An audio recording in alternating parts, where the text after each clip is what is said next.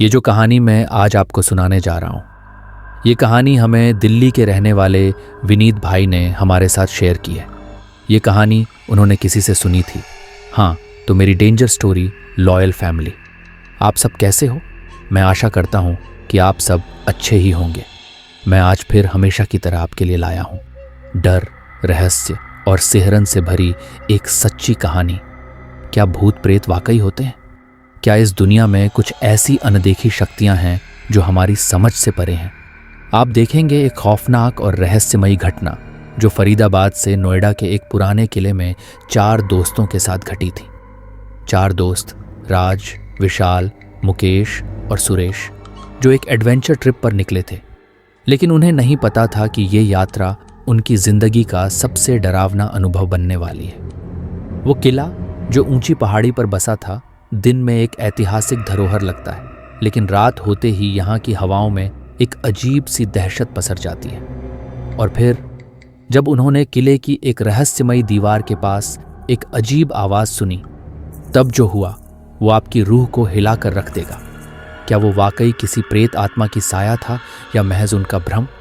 देखिए इस खौफनाक और रहस्य से भरी कहानी को सिर्फ डेंजर स्टोरी चैनल पर, जो हमेशा आपके लिए डरावनी और सस्पेंस से भरी कहानियां लेकर आता है।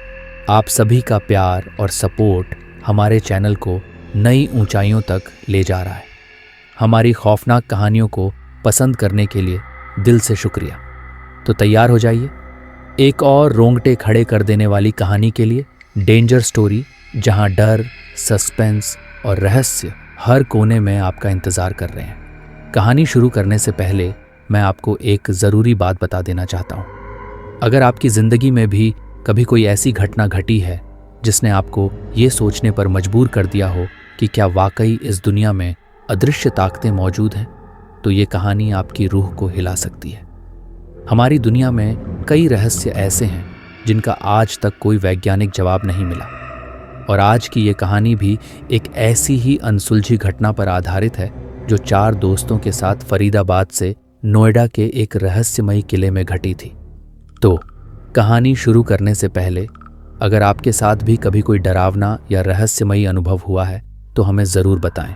आप हमें इंस्टाग्राम पर फॉलो कर सकते हैं और अपने अनुभव हमारे साथ शेयर कर सकते हैं। इंस्टाग्राम लिंक डिस्क्रिप्शन में दिया गया है। और अब दिल थाम लीजिए, क्योंकि कहानी शुरू होती है सिर्फ डेंजर स्टोरी पर, जहां हर कहानी में छुपा है एक अनदेखा डर। तो आए चलते हैं बिना टाइम वेस्ट किए कहानी की तरफ। फरीदाबाद सिटी के 4 दोस्त राज, विशाल, मुकेश और सुरेश फरीदाबाद में रहते हैं। ये चारों ही एक मिडिल क्लास परिवार का हिस्सा हैं। जहां राज और मुकेश के घर का वातावरण धार्मिक है, वहीं सुरेश और विशाल के घर में पूजा पाठ सिर्फ किसी बड़े त्योहार तक ही सीमित है। राज को नई नई जगह और पौराणिक स्थानों पर घूमना और उनके बारे में पढ़ना बहुत अच्छा लगता है। आज भी ये चारों दोस्त राज के बताए हुए नोएडा के एक किले में जाने की तैयारी कर रहे हैं। सुबह 6 बजे 2 मोटरसाइकिल पर ये चारों दोस्त अपनी मंजिल नोएडा के किले की ओर निकल गए। फरीदाबाद से नोएडा की दूरी लगभग 45 किलोमीटर की है। रास्ते में कई मनोरम दृश्य दिखाई देते हैं। किले से कुछ पहले हजरत पीर बाबा की दरगाह है, जिसकी इस क्षेत्र में बहुत मान्यता है। जितना मनोरम यहाँ का नज़ारा दिन में होता है, उतना ही ये रास्ता रात में वीरान और सुनसान हो जाता है। किला एक ऊंची पहाड़ी पर है, जहां जाने के लिए ऊबड़ खाबड़ पथरीले रास्तों की 3-4 पगडंडियां हैं। वैसे तो चढ़ाई थोड़ी कठिन है, पर ये चारों नौजवान मस्ती करते हुए आसानी से किले तक पहुंच जाते हैं। किले को देखकर जहां एक ओर राज का चेहरा खिल जाता है, वहीं विशाल और सुरेश के लिए ये पत्थरों के पुराने खंडहर के अलावा कुछ भी नहीं। पर मुकेश इस किले में रुचि दिखाता हुआ राज के पास जाकर उससे इस किले का इतिहास और इसकी विशेषता बताने को कहता है। चारों दोस्त किले के बाहर एक पत्थर पर बैठ जाते हैं और राज कहना चालू करता है, ये किला भारतीय पुरातत्व सर्वेक्षण द्वारा संरक्षित है। किला बलुआ पत्थर की चट्टान पर ऊंचाई पर खड़ा है। यहाँ ऊंची दीवार और बुर्ज किले को और दिलचस्प बनाते हैं। किले के चारों ओर बड़ी बड़ी चट्टानों की दीवारें हैं।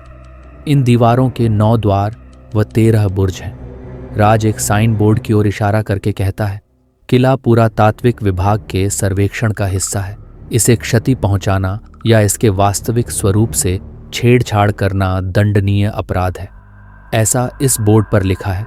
तो हम में से कोई भी यहाँ की किसी भी चीज़ को नुकसान नहीं पहुंचाएगा, खास तौर पर तुम दोनों। वो विशाल और सुरेश की ओर उंगली दिखाकर कहता है।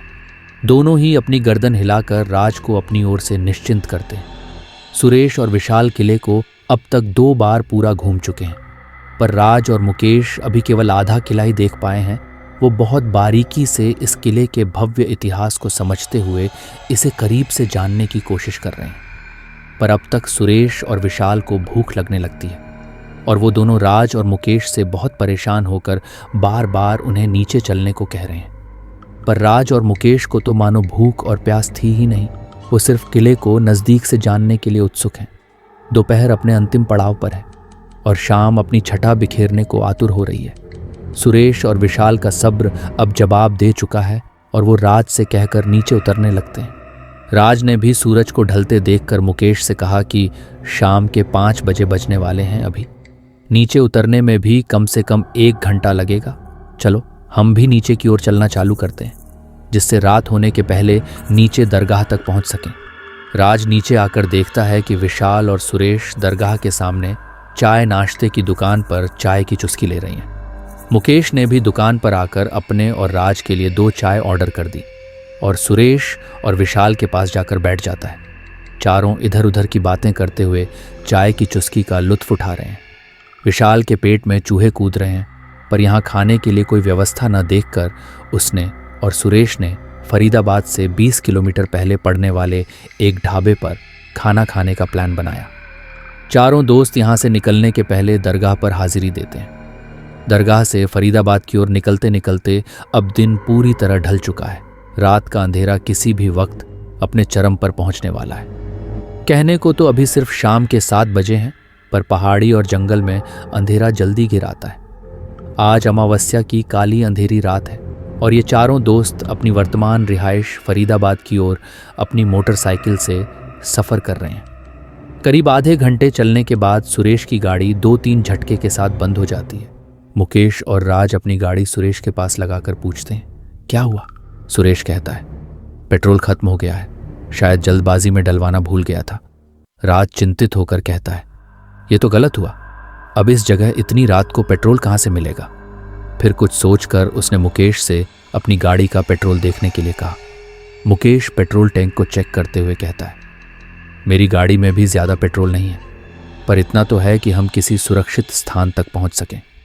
सुरक्षित स्थान का नाम सुनकर सुरेश और विशाल उन्हें उस फरीदाबाद मोड़ पर पड़ने वाले ढाबे के बारे में बताते हैं, जिसे राज और मुकेश ने भी पहले से देखा हुआ है।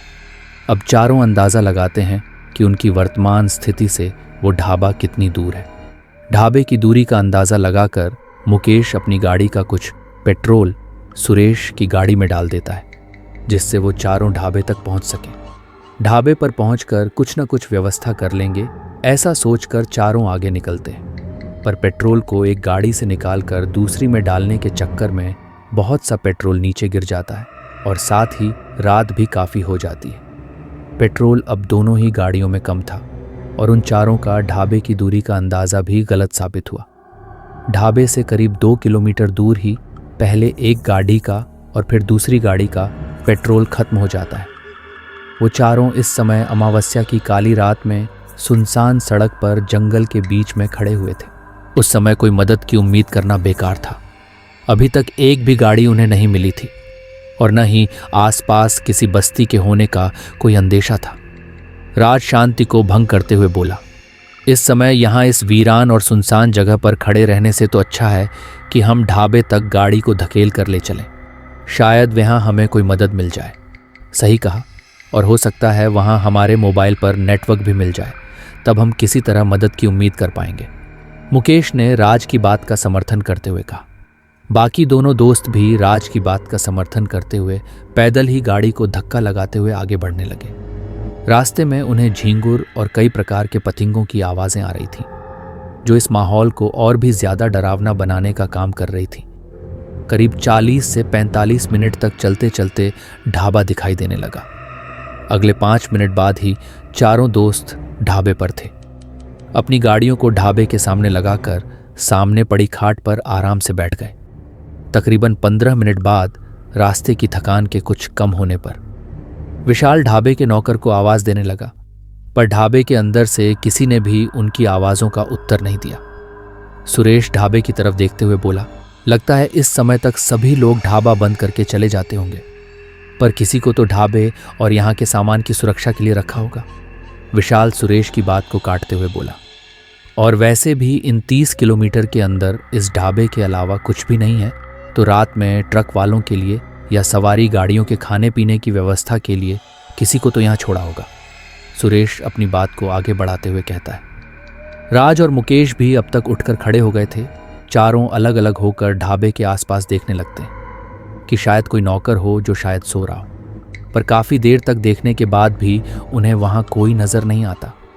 सुरेश और मुकेश ढाबे के रसोई घर की तरफ जाते हैं और खाने के लिए सामान ढूंढने लगते हैं। मुकेश तेज़ आवाज़ में कहता है, भाइयों यहाँ कोई नौकर तो नहीं है, पर हमारी पेट पूजा के लिए सब्जी, आटा, मसाले और बाकी सभी कुछ मौजूद है। क्यों ना हम खुद ही कुछ बना लें। पर क्या ये सही होगा? मेरा मतलब कि अगर कोई आसपास कहीं गया होगा या ढाबे के अंदर होगा तो वो हमें चोर ना समझ बैठे। सुरेश ने अपनी शंका जाहिर करते हुए कहा। विशाल थोड़े गुस्से के लहजे में बोला, तो क्या करें, यहाँ तो कोई दिखाई नहीं देता। अगर कोई होता तो हमारी आवाज़ का तो उत्तर देता। मुझे नहीं लगता यहाँ कोई होगा। विशाल और सुरेश की बातों को सुनकर राज ने समाधान निकालते हुए कहा, मेरे ख्याल में तो तुम दोनों की ही बातें अपनी अपनी जगह पर सही हैं। हम में से कोई 2 लोग खाने की तैयारी करेंगे और बाकी 2 लोग ढाबे के अंदर और बाहर अच्छे से देखेंगे, शायद कोई मिल जाए। अगर कोई मिल गया तो उसे सारी बात बताकर उससे मदद मांगेंगे, और अगर कोई नहीं मिला तो खाना खाकर सुबह तक आराम करेंगे और चलते समय सब्जी की टोकनी में कुछ रुपये रख देंगे। सभी सर हिलाकर राज की बात का समर्थन करते हैं, पर अब बात थी कि कौन रुककर खाना बनाएगा। इस बात का हल निकालते हुए मुकेश ने सभी से कहा कि मैं और सुरेश खाना बनाने का काम करेंगे।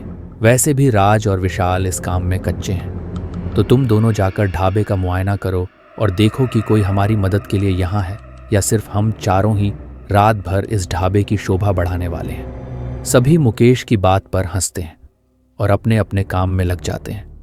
मुकेश और सुरेश खाना बनाने की तैयारी में लग जाते हैं।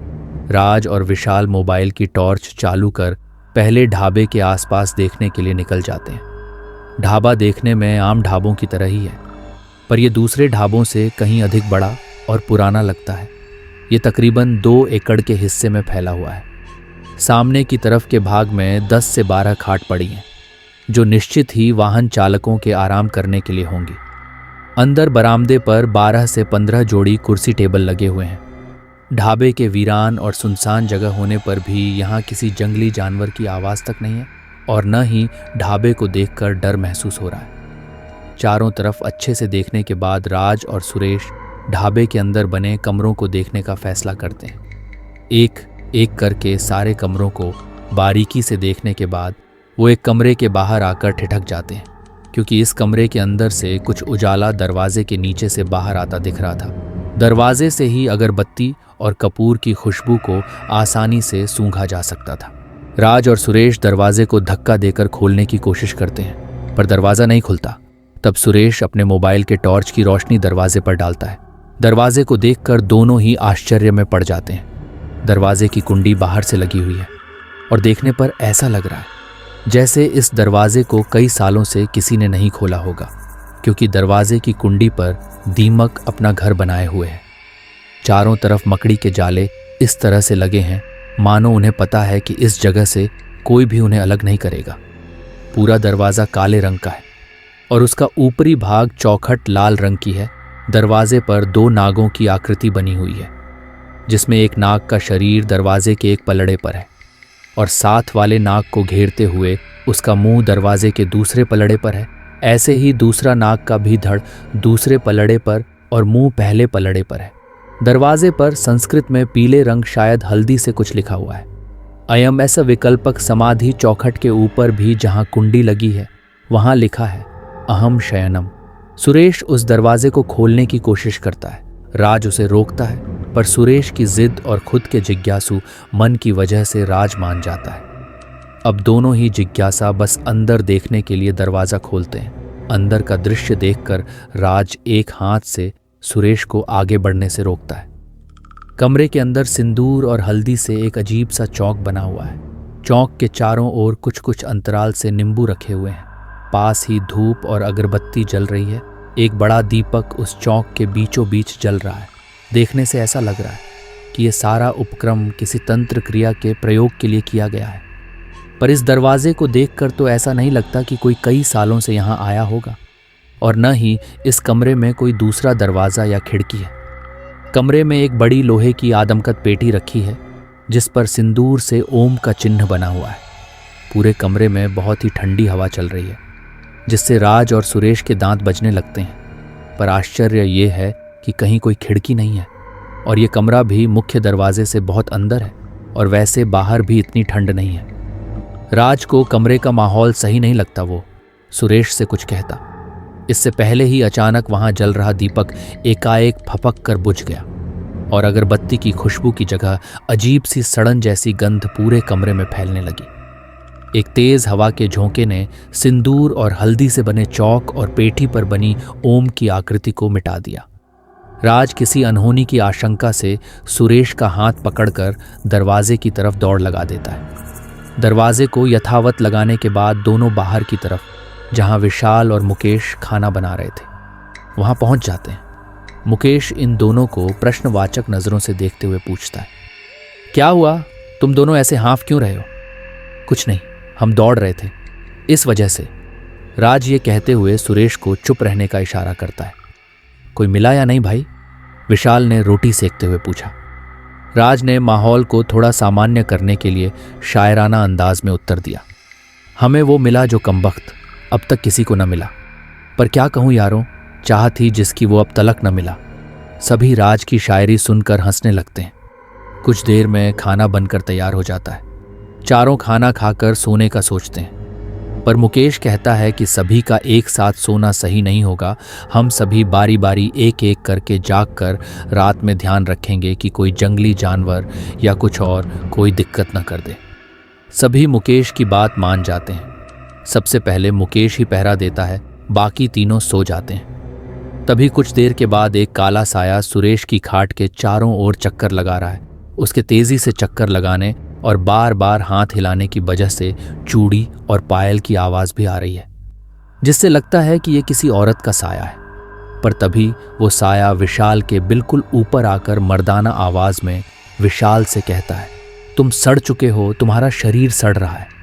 ठीक उसी समय विशाल एक भारी भरकम मगर गंभीर आवाज सुनता है जो उसके बिल्कुल पास ही आती जा रही है और बार बार उससे कह रही, तूने मुझे जगाकर अच्छा नहीं किया। इधर राज इन दोनों की इस दशा को देखकर और दोनों के पास भूत देखकर डर से कांप रहा है। राज जोर से चीखा। उसके चीखने की आवाज सुन मुकेश दौड़कर उसकी खाट के पास तक पहुंच जाता है। सुरेश और विशाल भी राज की आवाज सुनकर उठ जाते हैं। मुकेश राज को देखकर घबरा जाता है। राज इस सर्दी में भी पसीने से भीगा हुआ है। उसकी सांस बहुत तेज चल रही है। वो कानों को अपने दोनों हाथों से बहुत जोर से बंद करने की कोशिश कर रहा है और आंखों में मानो खून उतर आया हो, इस तरह लाल सुर्ख हो रही हैं। मुकेश ने उसके कंधे पकड़कर उसे जोर से हिलाया।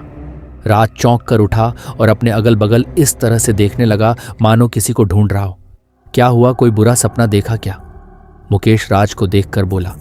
राज को तो मुकेश की आवाज सुनाई ही नहीं दी। उसके कानों में तो अभी भी वो आवाजें ही गूंज रही थीं। तुम सड़ चुके हो, तुम्हारा शरीर सड़ रहा है, तुमने मुझे जगाकर अच्छा नहीं किया। मुकेश ने एक बार फिर राज को कंधे से पकड़कर हिलाया। राज ने एक नज़र मुकेश पर डाली और फिर दौड़ता हुआ सुरेश और विशाल की ओर लपका, पर 2 कदम चलकर ही धड़ाम से 2 खाटों के बीच गिर गया। वो बार बार खड़े होने की कोशिश कर रहा है, पर जैसे उसके पैरों ने जवाब दे दिया हो। इधर सुरेश और विशाल की हालत भी कमोवेश वैसी ही थी जैसी राज की थी। वो दोनों अपनी खाट पर बैठे हुए हैं और ऊपर की तरफ देखकर कांप रहे हैं। उनके पीले पड़े चेहरे इस बात की गवाही दे रहे हैं कि वो किसी भयानक चीज को देखकर डर रहे हैं। मुकेश इन तीनों की ये हालात देखकर अंदर तक हिल गया, पर फिर भी उसने हिम्मत से काम लेते हुए राज को खाट पर लिटाया, फिर विशाल और सुरेश को भी लिटाया। मुकेश ने इन तीनों को इस तरह से लिटाया था कि उन तीनों की खाट एक दूसरे से बिल्कुल पास पास और मुकेश के एकदम सामने थी। राज जाग रहा था, पर अभी भी उसे सुरेश और विशाल के ऊपर वो काले साए मंडराते नजर आ रहे थे। ठीक ऐसे ही सुरेश और विशाल भी जागते हुए उन सायों को अपने ऊपर लटकते हुए मंडराते देख रहे थे। मुकेश भी मंत्रमुग्ध सा इन तीनों को सिर्फ देखे ही जा रहा था। तभी अचानक उसे ऐसा लगा जैसे किसी ने उसे जगाया हो। वो इन तीनों के सर के पास एक खाट पर आसन लगाकर बैठ जाता है और जोर जोर से हनुमान चालीसा का पाठ करने लगता है। कुछ समय बाद मुकेश आंखें खोलता है और माहौल को बहुत ही सुखद पहुंचता है। अब उसका सर भारी नहीं हो रहा था। वहां फैली उस दुर्गंध की जगह खुशबूदार मंद मंद हवा बह रही थी। मुकेश खाट पर लेटकर आसमान की ओर देखने लगा और सोचने लगा कि आज बहुत दिनों बाद खुले आसमान के नीचे लेटकर तारों को टिमटिमाते हुए देखने का मौका मिला। बहुत देर बाद उन तीनों को बिना उठाए मुकेश अपनी खाट से उठा और उसने राज के बैग से सिगरेट का पैकेट निकालकर उसमें से एक सिगरेट निकाल ली। राज और वो दिन में एक आध बार सिगरेट पी लिया करते हैं। पहले पहल तो सिगरेट उसने मेडिकल कॉलेज में सीनियर के जोर देने पर पी थी, पर फिर धीरे धीरे ये जोर कब शौक बन गया पता ही नहीं चला। अब भी मुकेश केवल जब राज के साथ होता है तभी एक आध सिगरेट पी लिया करता है। मुकेश सिगरेट को सुलगाकर उसे होठों में दबाकर टहलने लगा। वो एक के बाद एक कई बड़े कश लगाकर सड़क की ओर देख रहा था। सड़क इस समय भी किसी विधवा की मां की तरह सुनी ही थी। माहौल मालबोरो क्लोव सिगरेट की लौंग जैसी मादक खुशबू से भर गया। तभी मुकेश को किसी गाड़ी के आने की आवाज़ आई। वो एक मालवाहक ट्राला था जो तेजी से वहां से गुजर गया। कल रात से पहली बार उसने किसी गाड़ी को उस सड़क से निकलते हुए देखा था। मुकेश ने एक नज़र अपने बाएं हाथ की कलाई पर पहनी घड़ी पर मारी। उसके कांटे अभी सुबह के 5 बजने का संकेत दे रहे हैं। मुकेश ने सोचा अब तीनों को उठा देना चाहिए और जल्द से जल्द यहां से निकलने का प्रबंध करना चाहिए। यही सोचकर वो उन तीनों को जगाने उनकी खाट के पास जाता है। राज, सुरेश और विशाल भी अब तक जाग चुके थे क्योंकि गाड़ी की आवाज़ ने उन्हें पहले ही उठा दिया था। पर यहां से निकलने में सबसे बड़ी परेशानी पेट्रोल की थी, क्योंकि कल रात उनकी दोनों गाड़ियों का पेट्रोल खत्म हो चुका था।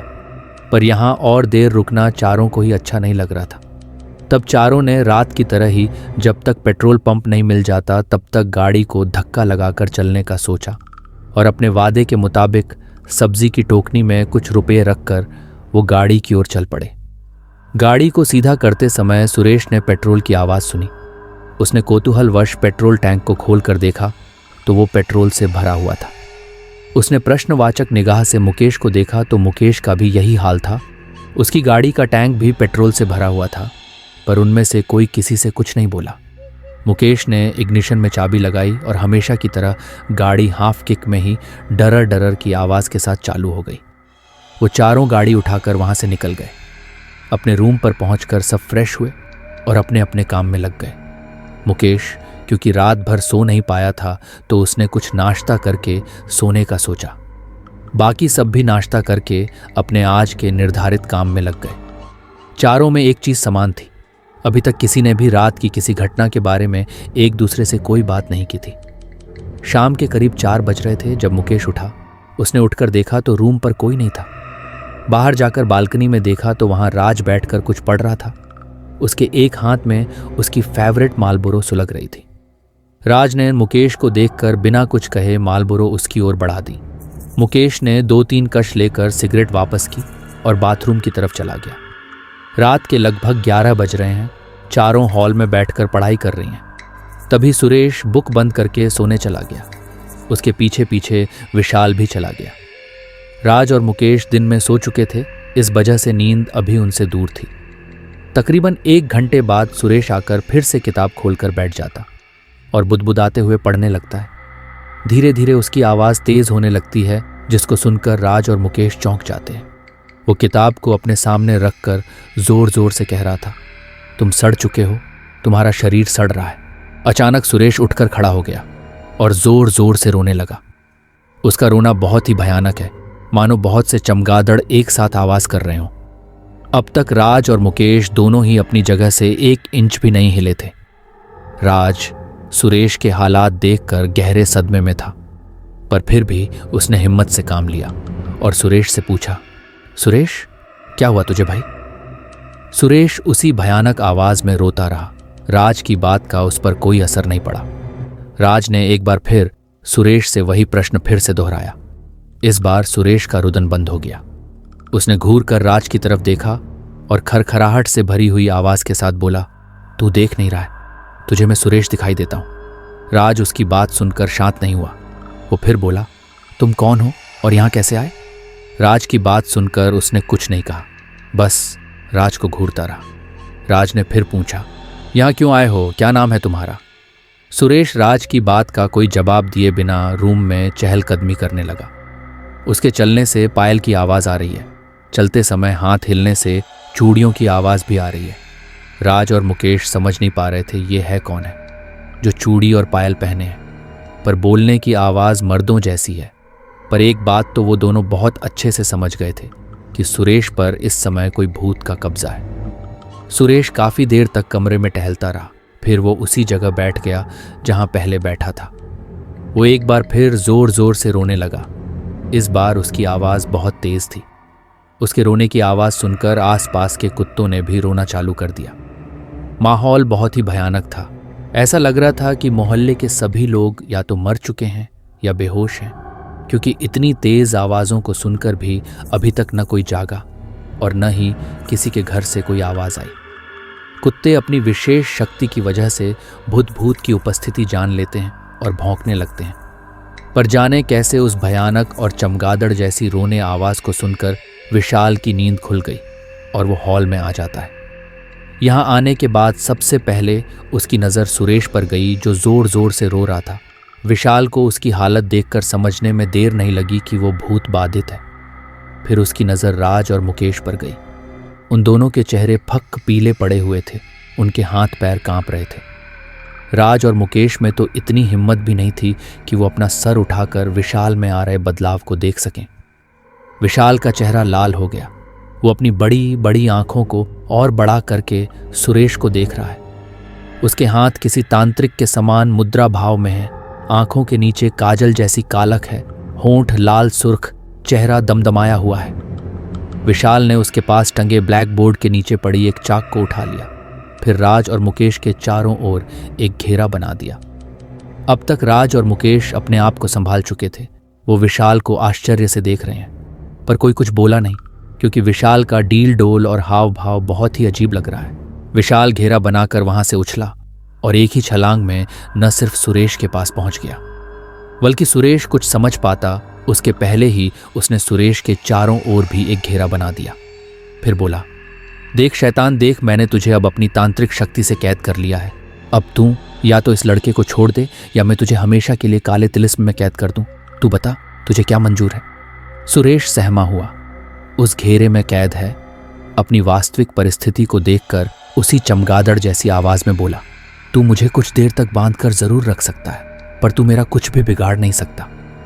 विशाल को सुरेश की यह बात सुनकर बहुत गुस्सा आ गया और वो आसमान की ओर दोनों हाथ उठाकर कुछ मंत्र पढ़ते हुए सुरेश के सर पर अपना हाथ रख देता है।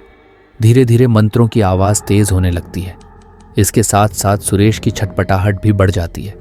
फिर सुरेश बेहोश होकर घेरे में ही गिर जाता है। विशाल सुरेश को उसी हालत में छोड़कर राज और मुकेश को देखते हुए कहता है, शैतान कुछ समय काल के लिए गया है, पर वो फिर वापस आएगा। जैसे तुमने मुझे जगाया है, वैसे ही तुम लोगों ने अपनी गलती से इसे भी जगा दिया है। अब ये इतनी आसानी से तुम लोगों को नहीं छोड़ेगा।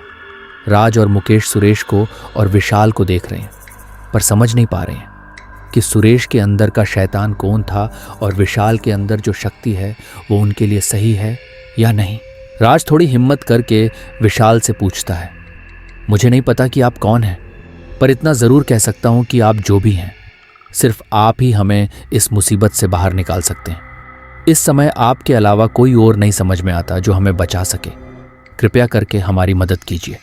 विशाल ने राज की तरफ देखते हुए कहा, राज, यही नाम है ना तुम्हारा? राज ने सर हिलाकर हाँ कहा और फिर गंभीर हो चुके विशाल के चेहरे को देखने लगा। साथ ही ये भी सोचने लगा कि आखिर इन्हें मेरा नाम कैसे पता चला। विशाल राज के मन की परिस्थिति को समझते हुए बोलना जारी रखता है। तुम यही सोच रहे हो ना कि आखिर मुझे तुम्हारा नाम कैसे पता लगा। मुझे और भी बहुत कुछ पता है, या यूं कहूं कि मैं सब कुछ जान लेता हूं। मुझसे कुछ भी नहीं छुप सकता बच्चे। राज बोला, मैं समझ गया कि आप कोई सिद्ध पुरुष हैं जो इस समय हमारी मदद करने के लिए यहाँ पर आए हैं। कृपया कर आप अपना पूरा परिचय दीजिए और ये भी बताइए कि ये कौन सा भूत है जो हमारे घर में जबरन अपना डेरा डालना चाहता है। विशाल ने बहुत जोर से ठाका लगाया और बोला, नादान बच्चे, वो जबरन तुम्हारे घर में नहीं आया है, बल्कि उसे तुम लोग अपने साथ यहाँ लेकर आए हो, जैसे तुम मुझे लेकर आए हो। और तुमने ये कैसे सोच लिया कि मैं यहाँ तुम्हारी मदद करने आया हूँ? मैं तो सालों से समाधि में लीन था। तुम और तुम्हारे दोस्तों ने मेरी समाधि भंग की है, और तुम चाहते हो कि मैं तुम्हारी सहायता करूं? नहीं, बिल्कुल नहीं। मैं तुम्हारी किसी भी तरह से सहायता नहीं करने वाला। ये मुसीबत तुम लोगों ने अपने गले बांधी है, तो अब तुम खुद ही इससे निपटो। राज विशाल की बातों को सुनकर अपने दोनों हाथ जोड़ते हुए बोला, आप ऐसा नहीं कर सकते। अभी कुछ देर पहले ही हमने देखा कि आपने उस दुष्ट शैतान से हमें बचाया, और अब आप खुद ही हमें उसके चंगुल में मरते हुए कैसे देख सकते हैं? प्लीज हमारी मदद कीजिए। राज की बातों का असर विशाल के चेहरे पर साफ देखा जा सकता था। विशाल गंभीर और वजनदार आवाज में बोला, इससे पहले कि हम इस भूत को उसकी सही जगह पर भेजें, हमें यह जानना होगा कि यह भूत कौन है और यहां कैसे आया। साथ ही हमें यह भी जानना होगा कि यह आखिर भूत बना तो बना कैसे। राज और मुकेश विशाल की बात से सहमत दिखे और ध्यान से आगे की बातों को सुनने लगे। विशाल के अंदर की शक्ति ने अपनी बात जारी रखते हुए कहा, उस भूत के बारे में सब कुछ जानने के लिए हमें एक और भूत का सहारा लेना होगा, क्योंकि भूत ही भूत के बारे में हमें बता सकता है। और अच्छी बात यह है कि इतने सालों तक दुनिया से दूर रहने के बावजूद आज भी कुछ भूत हैं जो मेरे आवाहन पर अपने आप हम तक आकर हमारी मदद कर सकते हैं। ये तो बहुत अच्छी बात है। उसके बारे में जानकारी मिलने के बाद उसका खात्मा आसान हो जाएगा। तो देर किस बात की है, जल्दी से आप अपने भूत को बुलाओ। राज बहुत उत्साहित होकर एक ही सांस में बोलता गया। राज की बात को सुनकर विशाल उसी गंभीर आवाज में बोला, यह जितना सरल तुम्हें लगता है उतना सरल नहीं है, क्योंकि हमें नहीं पता कि जो भूत हमारे बुलाने पर आएगा वो अपने ही जैसे किसी भूत के खात्मे के लिए हमारा साथ देगा या नहीं। और बात भी तुम्हें ही करनी होगी, क्योंकि मेरी कही हर बात को उस भूत को मानना ही होगा, और मैं ये काम उससे बिना उसकी मर्जी के नहीं करवाना चाहता। और ये भी हो सकता है कि सुरेश के अंदर का भूत अभी भी यहीं कहीं मौजूद हो, और वो किसी और भूत को हमारे पास आने ही न दे। तो जब तक तुम उससे बात करोगे, मैं इस बात का ध्यान दूंगा कि भूत सुरेश को कोई नुकसान न पहुंचा पाए। विशाल की बात सुनकर राज और मुकेश का चेहरा, जो अभी थोड़ी देर पहले उत्साह से चमक उठा था, फिर से मुरझा गया। वो दोनों एक दूसरे को देखकर विशाल की ओर देखने लगे। विशाल को मानो इनके चेहरे के भाव से कोई लेना देना ही ना हो। वो उसी तरह बोलता रहा, पर कुछ भी हो हमें ये करना होगा, नहीं तो वो इस बार हमें संभलने का कोई मौका नहीं देगा, और हो सकता है कि तुम सुरेश को हमेशा के लिए खो दो। राज विशाल की बात को बीच में ही काट कर बोल पड़ा, नहीं, कुछ भी हो जाए हम सुरेश को नहीं खोना चाहते। आप भूत को बुलाइए, हम किसी भी तरीके से उस भूत को इस काम के लिए मना लेंगे। विशाल कमरे में दक्षिण दिशा की ओर मुंह करके बैठ गया और आंख बंद करके भूत बुलाने के लिए मंत्र पढ़ने लगा। इस समय विशाल का चेहरा लगातार कठोर होता जा रहा है। उसकी आवाज तेज और तेज, बहुत तेज हो गई। विशाल के पूरे शरीर में बिजली दौड़ रही है। अब वो आंख खोलकर दक्षिण दिशा की ओर हाथ के इशारे से किसी को बुला रहा है, और उसी पल कमरा एक अजीब सी गंध से भर गया, मानो बहुत से जानवरों का सड़ा हुआ गोश्त इस कमरे में रखा हो। लाइट अपने आप ही बंद चालू होने लगी। राज और मुकेश को अपना शरीर बहुत भारी लगने लगा, और फिर विशाल जगह पर खड़ा हो गया और अपने सामने की तरफ इशारा करके उसने ये बताने की कोशिश की जिसे बुलाया था वो आ चुका है। राज और मुकेश विशाल की बताई दिशा में देखते हैं। वहां उन्हें बेहद काली कमरे के फर्श से 1 फीट ऊपर उड़ती हुई सी एक परछाई नजर आती है। दोनों उसे देखकर सहम जाते हैं, क्योंकि उस परछाई का रुख इस समय इन दोनों दोस्तों की तरफ ही है। तब राज थोड़ी हिम्मत करके उस परछाई से पूछता है, कौन हो तुम? अपना नाम बताओ। राज की बात सुनकर वो भूत बहुत जोर जोर से हंसने लगा और बोला, तुमने मुझे यहां मेरी जानकारी लेने बुलाया है, या कोई और काम भी है? अगर सिर्फ मेरे बारे में ही जानना था तो इतनी मेहनत क्यों की? इनसे विशाल की तरफ इशारा करके पूछ लेते, इन्हें तो मेरे बारे में सब पता है। राज को मानो अपनी गलती का एहसास हुआ। उसने तुरंत बात बदलते हुए भूत से कहा, हम तुमसे तुम्हारे ही समान एक भूत के बारे में जानना चाहते हैं, जिसने हमारे दोस्त सुरेश के शरीर को अपना घर समझकर उसमें प्रवेश किया था और वो हमें मारने की धमकी भी देकर गया है। वो भूत हम सब की जान लेना चाहता है। उस भूत से छुटकारा पाने के लिए हमें उसके बारे में जानना है। काली परछाई वाला भूत उसी तरह ठाके लगाता हुआ बोला, हाँ हाँ हाँ, तुम या तो मूर्ख हो या मुझे मूर्ख समझ रहे हो। एक भूत से उसकी ही बिरादरी के भूत के खात्मे का सामान बनने के लिए कह रहे हो? तुम्हें पता है, अगर विशाल की तरफ इशारा करके ये यहाँ नहीं होते तो अब तक तुम सबका कीमा बनाकर चमगादड़ों को परोस दिया होता। राज अब तक की भूत की बातों से ये तो समझ गया था कि भूत विशाल के अंदर की शक्ति का सम्मान करता है या डरता है, तो उसने एक आखिरी कोशिश के पहले कुछ देर विशाल को देखा और फिर कहा, तो तुम ये काम नहीं करोगे? पर हमें तो विशाल की तरफ इशारा करके इन्होंने वादा किया था कि उनका बुलाया भूत हमारी हर बात को उनकी खुद की बात समझकर मानेगा और हर संभव हमारी मदद करेगा। लगता है ये गलत थे। तुम जा सकते हो। अब ये बात सच हो गई कि तुम इनका सम्मान नहीं करते हो। भूतराज की बात को सुनकर बेचैन होकर बोला, ऐसा कभी नहीं हो सकता। मैं कभी तांत्रिक भैरवनाथ की बात को मानने से इनकार नहीं कर सकता। तांत्रिक भैरवनाथ के गुस्से से मुझे इस संसार में कोई नहीं बचा सकता। मैं तुम्हारा काम करूंगा, पर मैं ये जानने के लिए भी बेचैन हूं कि तांत्रिक भैरवनाथ क्या सिर्फ एक भूत के लिए 1000 साल की समाधि को तोड़ने को मजबूर हो गए? आखिर देखते हैं वो कौन भूत है जिसके लिए इन्हें फिर से एक बार इस संसार में आना पड़ा। राज और मुकेश भूत की बात को सुनकर आश्चर्य से विशाल के अंदर मौजूद तांत्रिक भैरवनाथ की तरफ देखने लगे। भूत के चले जाने के बाद राज और मुकेश तांत्रिक भैरवनाथ की ओर देखते हुए बोले, भैरवनाथ जी, आपसे निवेदन है कि आप अपनी पूरी कहानी हमें बताएं, क्योंकि अभी अभी जो कुछ भी भूत ने हमें बताया वो सुनकर हमें आपके बारे में जानने की इच्छा हो रही है। तांत्रिक भैरवनाथ कुछ समय तक यहाँ वहाँ टहलते रहे और फिर राज से बोले, बच्चा, मैं तुम्हारी सारी इच्छाओं को पूरा करूँगा, पर यह समय मेरी कहानी सुनने का नहीं है, बल्कि इस समय हमें किसी भी तरीके से सुरेश को बचाना है, और न सिर्फ सुरेश को बल्कि तुम दोनों को भी। राज और मुकेश अपनी गर्दन हिलाकर तांत्रिक भैरवनाथ की बात को सहमति देते हैं। कुछ समय बाद भैरवनाथ का भेजा हुआ भूत अपना काम करके वापस आ जाता है और तांत्रिक भैरवनाथ के सामने जाकर कहना शुरू करता है, तांत्रिक महाराज, जैसा कि आपने चाहा था, मैं आपके मतलब की सारी जानकारी लेकर आ गया हूं, पर भूत स्वभाव की वजह से मैं बिना कुछ लिए इन लड़कों को कुछ भी नहीं बता सकता।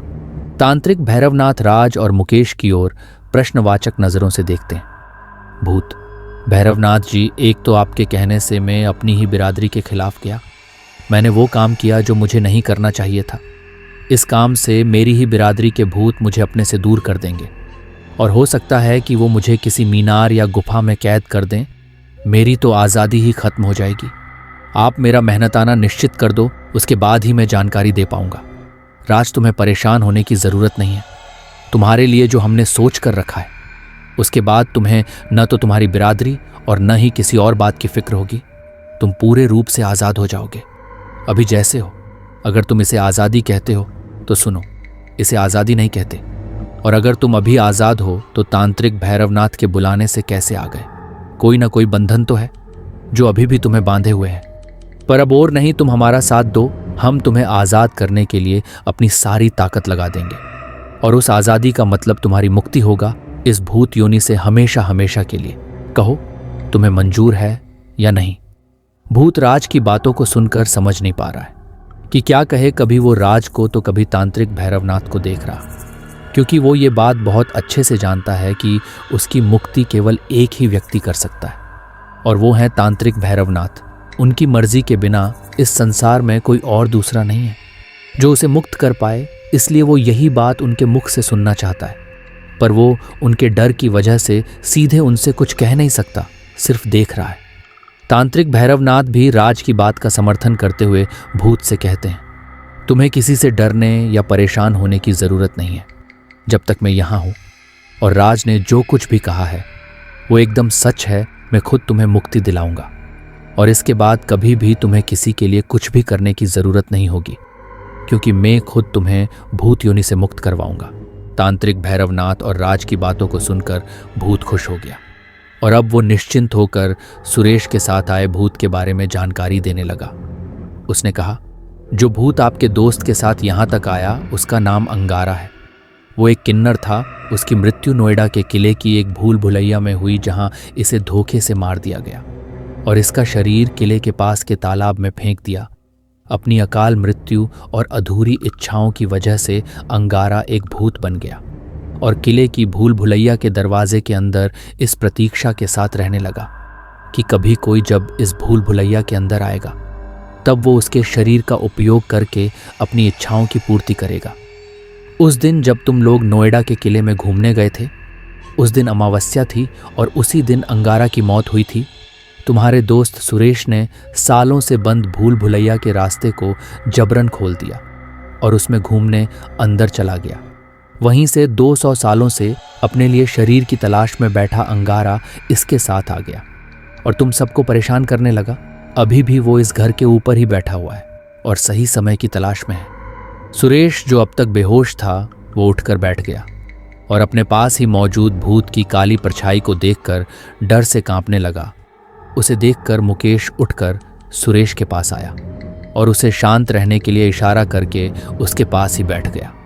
राज ने भूत से कहा, अंगारा जो कि एक किन्नर, उसकी मौत कैसे हुई, किसने उसे मारा और उसकी कौन सी इच्छाएं हैं जो अब तक पूरी नहीं हो पाई हैं, उसके बारे में कुछ पता किया तुमने?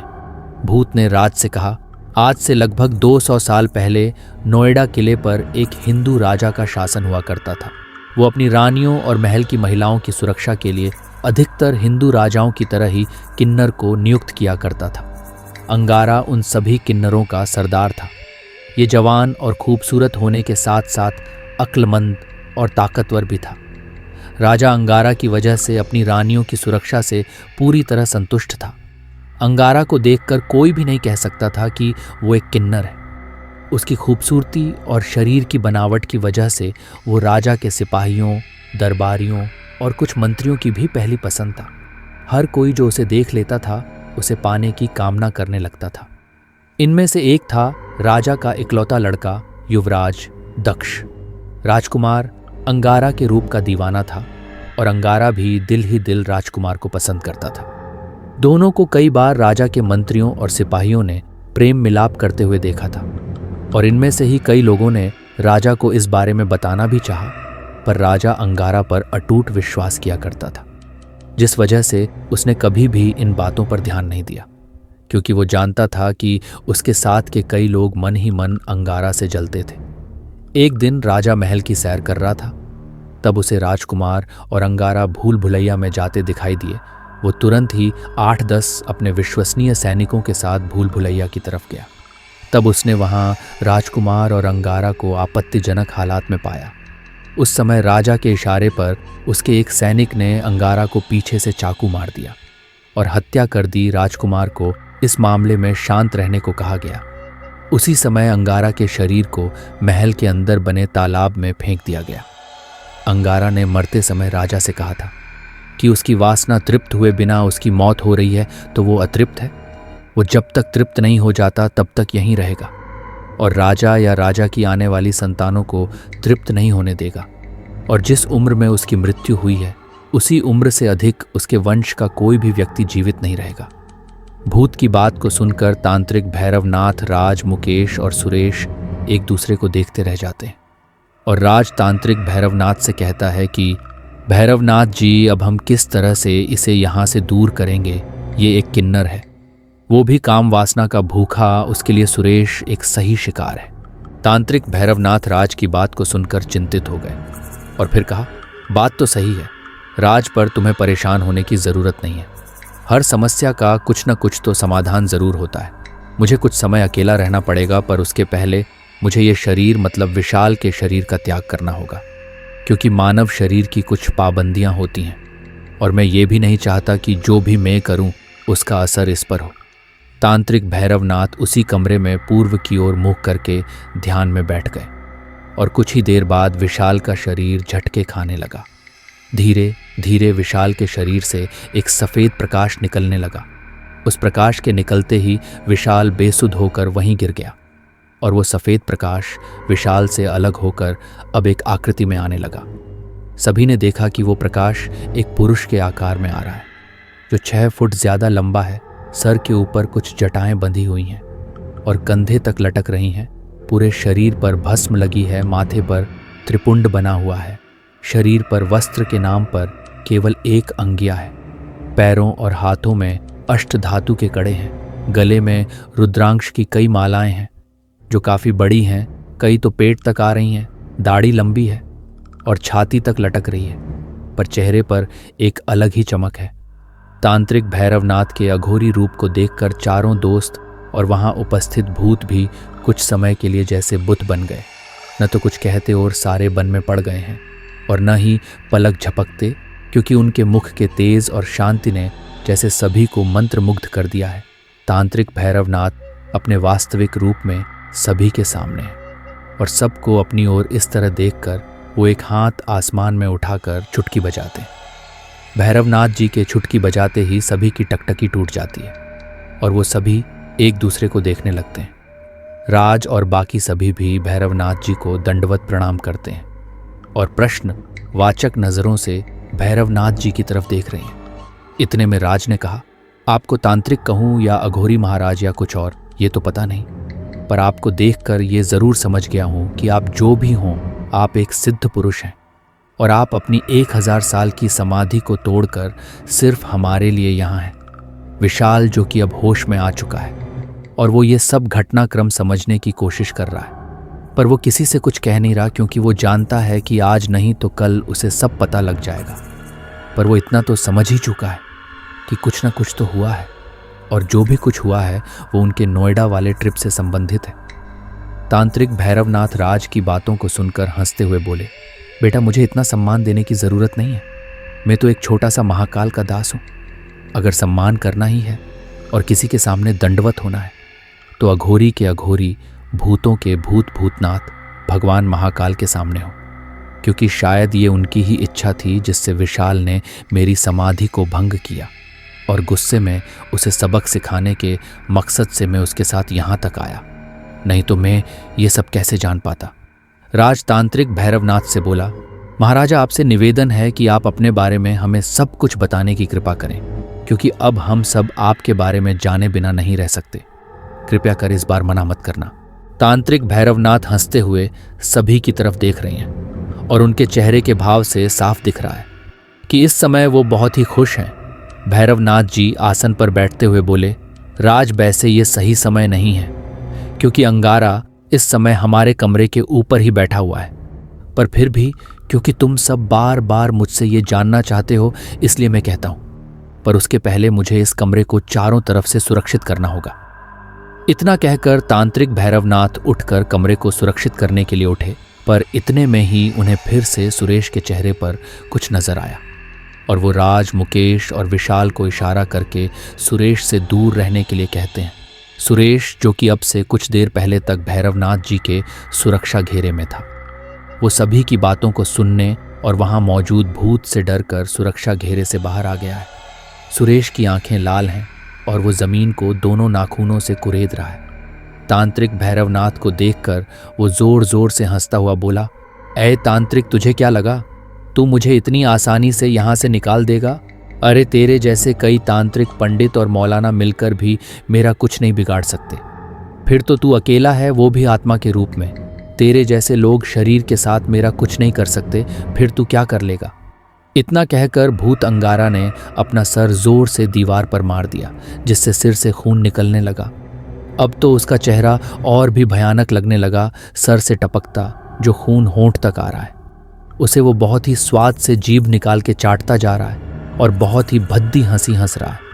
अब वो एक ही झटके में उठकर खड़ा हो गया और फिर से सर को दीवार से मारने ही वाला था कि इतने में तांत्रिक भैरवनाथ ने अपना हाथ हवा में उठाया और कुछ मंत्र पढ़कर फट कहते हुए उसकी तरफ किया, जिससे वो जहाँ था वहाँ पर ही रुक गया, मानो किसी ने उसे पीछे से पकड़ रखा हो। पर यह दांव उसे बहुत देर तक रोक नहीं पाया और हू की आवाज़ के साथ वो पलट गया। अब वो एकदम तांत्रिक भैरवनाथ के सामने है। कौन होगा अंगारा का अगला शिकार, और क्या भैरवनाथ बचा पाएंगे सुरेश और अपने आप को? जानने के लिए देखिए पार्ट 2 अंगारा का खूनी खेल, सिर्फ डेंजर स्टोरी चैनल पर।